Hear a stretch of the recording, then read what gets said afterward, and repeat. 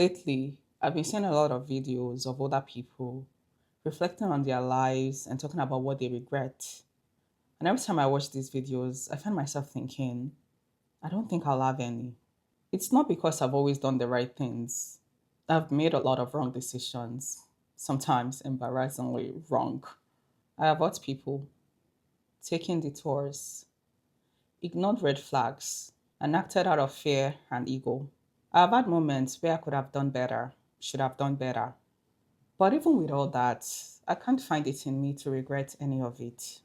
Because I genuinely believe I am living life exactly how I am meant to, with the information I have, at the stage I'm in, with the understanding available to me in that moment. So, how could I have done things differently if I didn't know better at that time? Or if I wasn't supposed to see it yet? Then maybe that was part of the design. You see, regret assumes that we should have done better, but sometimes we simply didn't. And sometimes we weren't meant to.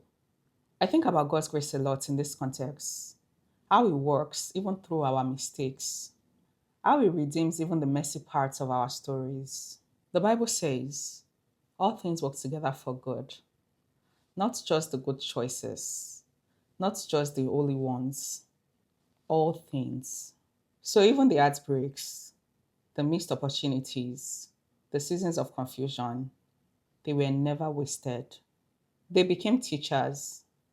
They built character, resilience, empathy, and wisdom. I think that sometimes we look back and label something a wrong turn. But what if the wrong turn was part of the divine map? What if God factored in our detours long before we made them? Maybe that's why I can't find regrets in me, only gratitude. Not because everything went perfectly, but because everything went purposefully. When I look back, I see patterns. I see how even pain was positioning. I see how closed doors led to clarity. How delays taught me dependence on God. How loss shaped my priorities. And even when I didn't understand it at that time, I can now see the fingerprint of grace all over it. So, no, I don't think I'll grow old with a list of regrets. I'll grow with lessons, with stories, with gratitude. Because regret looks backward, but faith looks upward. And maybe that's the real difference.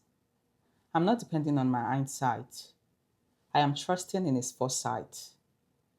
This is us as an agendas, where we wrestle with real life, real faith, and the spaces in between.